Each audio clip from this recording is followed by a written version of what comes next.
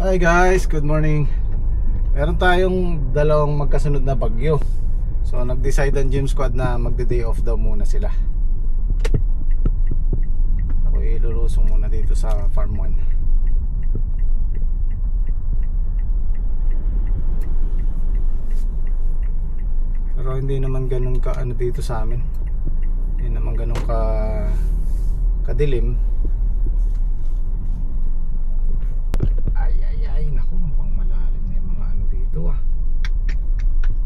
Kailan kaya masisimento itong daan namin na to? Ito na lang yung hindi sementado sa lahat ng kanto dito sa lugar namin. Siguro baka lumusong ako sa farm 2 kasi ando naman si Daki, papa-spray ko sa kanya yung patola. Aalagaan namin yung mga natira kahit isang lata lang yung tumubo. Habang naghihintay tayo pabubungahin, aalagaan na namin, pabubungahin na namin kaysa sa masayang yung isang buwan mahigit. Lusong nga ako dito sa Farm 1 at bala kong palinis yung kubo rito, yung rest house.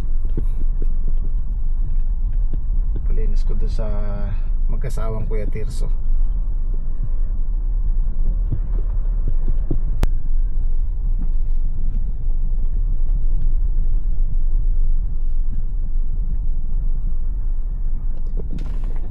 Dami ng pabo. Naubos na yan nung nakaraang taon eh.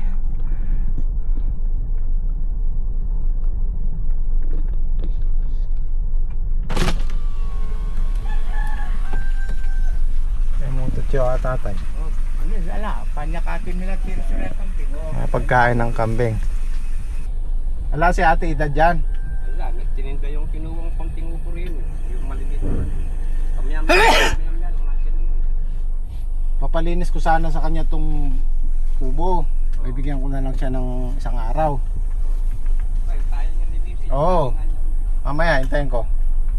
Papalinis ko tong rest house. Yan o. Yung loob. Papalinis ko yung loob kung kaya na yata di edad. Ayan o. Paano tayo magtatanim dito sa Farm 1? Tag-ulan, may puno yung tubig ng irrigation. Sigurado may tubig din yan.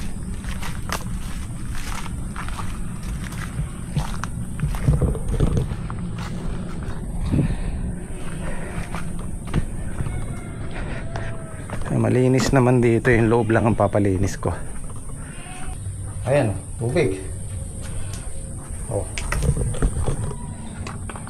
Kahit tong mulberry na to, delikado yan pag ganyan nagmatagalan yung tubig.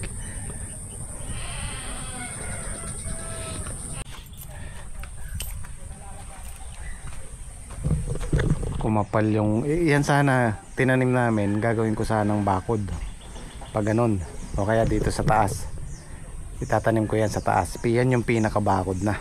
Ayan o, pwede na tayo magpunla yan kumapal. Maganda ring bakod dyan eh.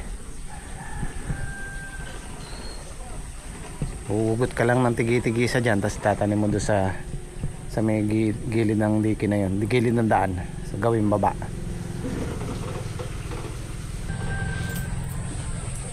Oh, 3 years na mahigit yung kubo. Ayan, binahaya na ng manok. Oh, yung itlog pa. So ayan ang farm mo, ano. Ultimo damo naninilaw sa sobrang tubig.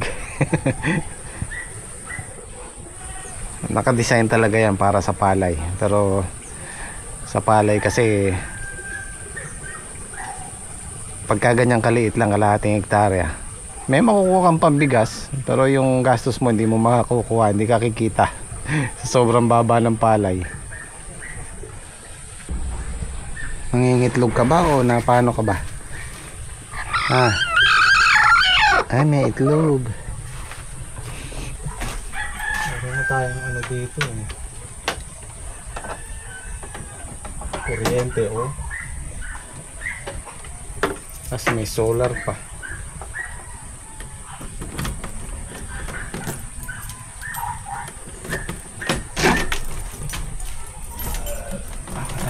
nakyatan na ng ahas eh. Yun o. Ay, sumayad na yung ano. Sumayad na yung pinto. Ayan o, ang dumi.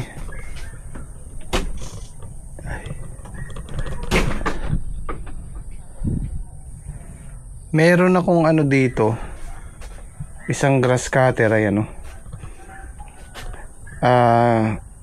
Padala sa akin ni Ma'am Cheat, si Ate Cheat. Meron galing ano siya, 4-stroke na Honda. Galing siya ng US. Kaya lang ayaw umandar. Pinagawa ko sa gawaan. Meron kailangan palitan ng pyesa. Walang mabili dito. Wala kayang ahas to. Mamaya may ahas eh. Yun o. Sayang meron ding ano yan, chainsaw.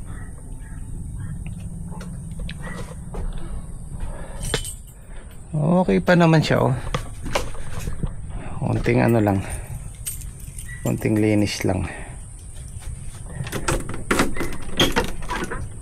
Hop. Ang dumi oh.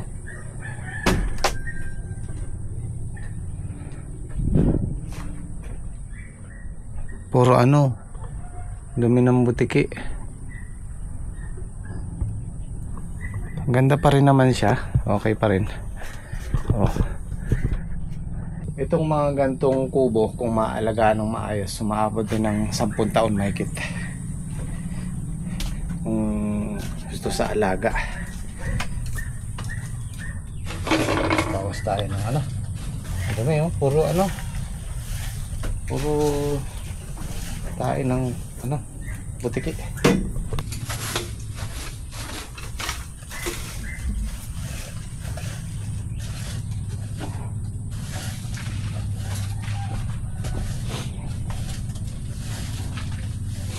Silipon ako sa alikabok.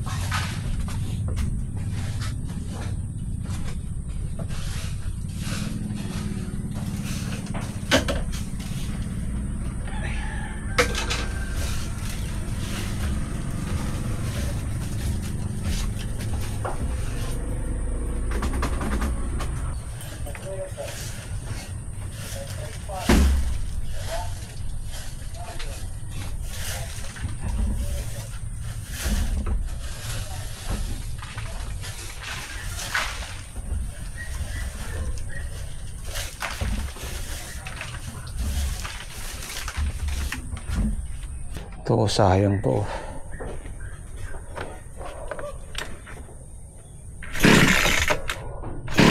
Wala siyang gas.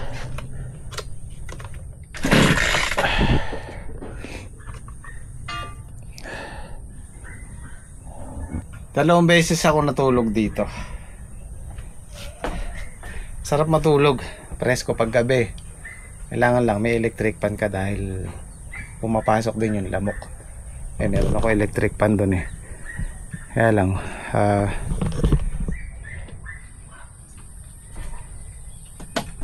inipigilan ako ni Mrs. Kailangan daw may kasama ako dito.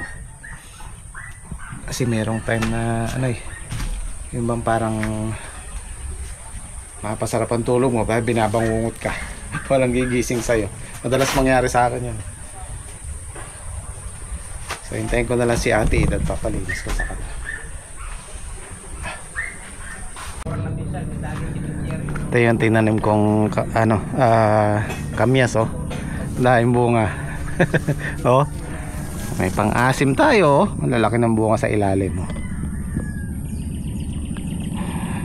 Buti na lang naitanim ko dito sa medyo mataas. Kung hindi, kundo niyan patay na yan. Tinanim ko rin yung aratilis na yan. Kaso na tubig. Pero tumubo naman. Kaya lang mahina. Umapal din siya oh.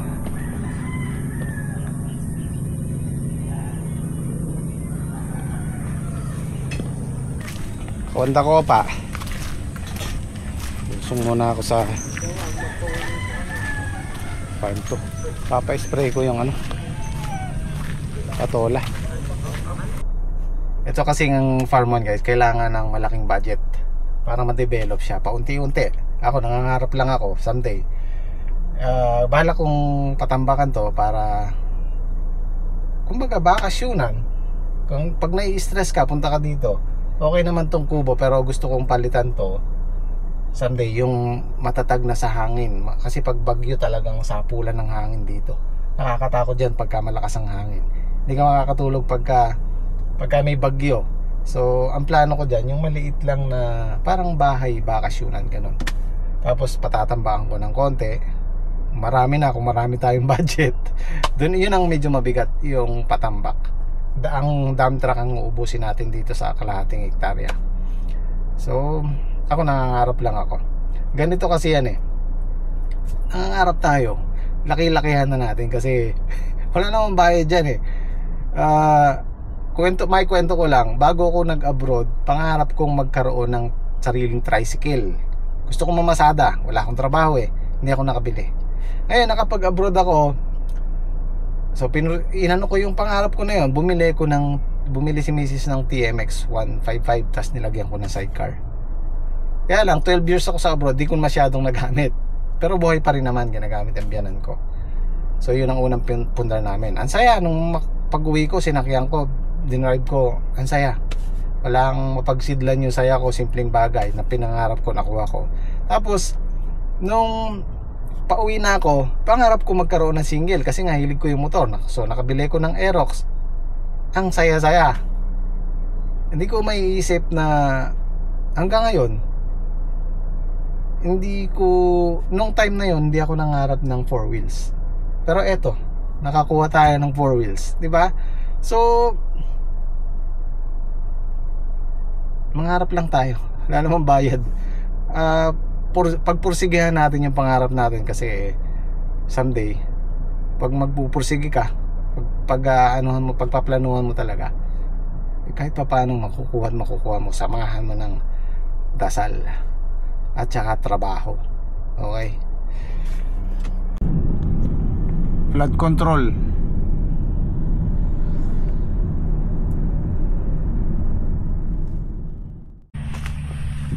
Kasi ang sabi ko sa James Code kahapon, total tumubo naman yung nasa isang latang patola, hayaan na natin. Hayaan na natin tumubo, alagaan na namin kaysa sa masayang habang naghihintay kami ng isang buwan mahigit. So patutubuin na namin. Sabi ko spray natin, umulan kahapon ng maghapon. Ang iniisip namin, maghapon din ang ulan ngayon dahil nga may bagyo. Maganda yung sikat ng araw. Sabi ko, pasingit ko muna kay Daki. Sayang eh, papa-spray natin. Alam nyo guys, sa totoo lang yung experience namin, lagi ko sinasabi, yung magandang halaman, maganda yung bunga, yun ang hindi tumatama. Yung iniisip mong nawawalan ka na ng gana, yung pangit, konti ang bunga pero tumatama ng magandang presyo, ganun eh. Kaya sa gulay, sa pagpa-farming, hindi ka sigurado hanggat wala sa'yo yung pinagbentahan. Si Kuya Boy nagagayak na rin dito, mag-aampalaya din yan.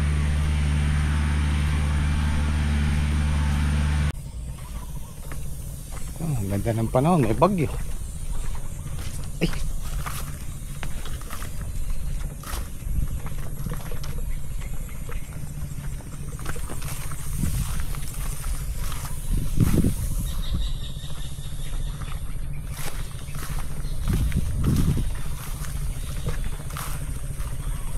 Mabilis naglaos yung ni Daki dito, yung sa bungad.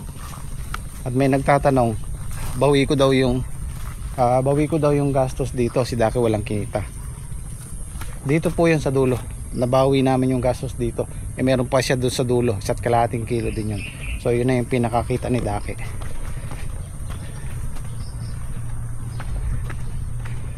Ayan oh, may tumubong patola. Ang ganda ng tubo. Kaya lang, madalang. Ito yung alagaan na natin. Although matubig siya, pero ayan oh.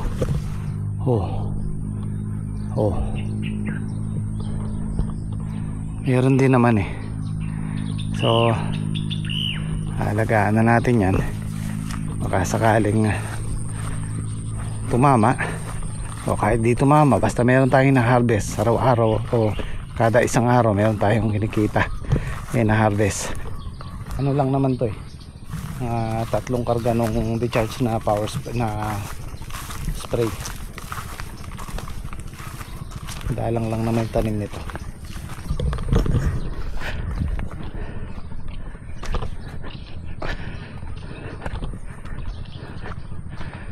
Ito wala. Pero dito meron na yun. Kinakain ng uod eh. Oh. Yan, uod po yan.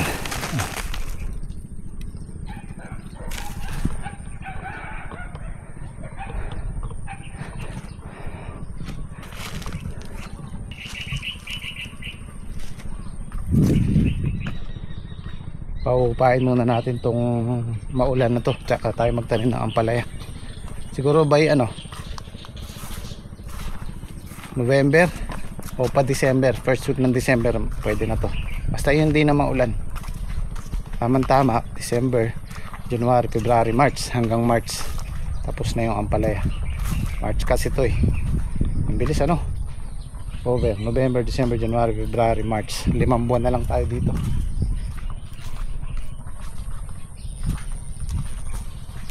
Papa-spray ko kahit yung lanet lang para, kasi pagka hindi mo in-spray yan, kakainin ng uod yung talbos, wala na, mamamatay na. Tapos na nakailang karga ka? Dalawang karga lang Hahanapin po yung babambahin eh. Okay na guys, meron namang pagkain si Daki dyan, may bigas dyan. Binigyan ko siya ng pang bili ng ulam. Kasi pagka ganyan, yan, malaking tulong yan si Daki dahil dyan siya natutulog, may bantay ka na, may taga-tanim ka pa, di ba? Mga ganyan sinusuportahan natin. At shoutout nga pala kay Parimbong. Kachat ko siya eh, tuwan-tuwa siya kay Daki, company Kurakot eh. Shoutout pare. Medyo muna tayo ngayon, day off. Mamaya papagupit ako, baka iniisip ko kung papa-semi-kalbo na ako. Semi-kalbo para pag nasa farm ka, kailangan maiksi buhok mo para hindi masyado mainit. So ito guys, nadaanan ko yung tinuturo kong may hukay na malalim. Ayan, nire-repair na nila. Papagupit kami ni Leia. Meron na akong bus. Dali, po ka dun. Po.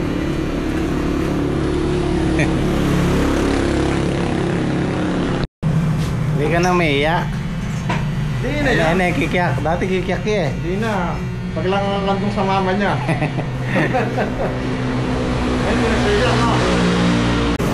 So ayan na, yung gupit dito sa Pinas, 70 pesos na.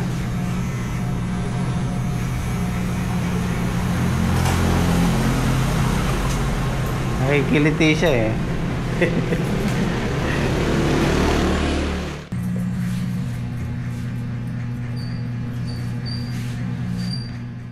Tahimik lang ang galaw ni Jimmy Speak, ngunit sa kilos niya respeto'y humihigpit.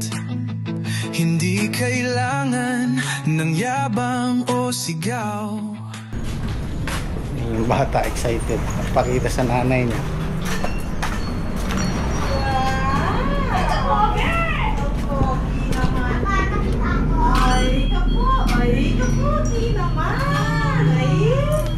Pogi naman yan. Saka si Daddy. Ay, oo nga. Pati si Daddy mo, pogi. Ay, pogi naman. Pogi.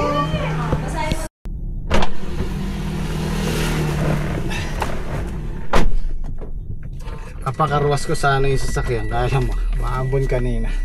Nung isang araw kasi pinalinis ko to, Kaya lang pag uwi ko umulan. Ganun din, matalsik.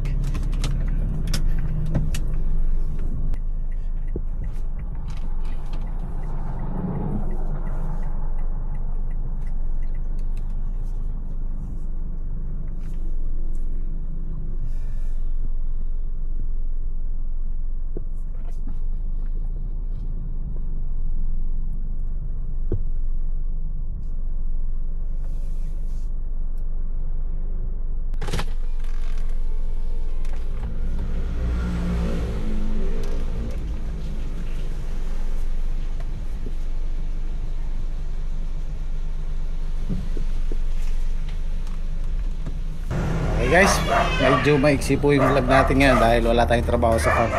Pero salamat po sa pagsama sa buong maghapon. Kita-kits bukas. Say jet.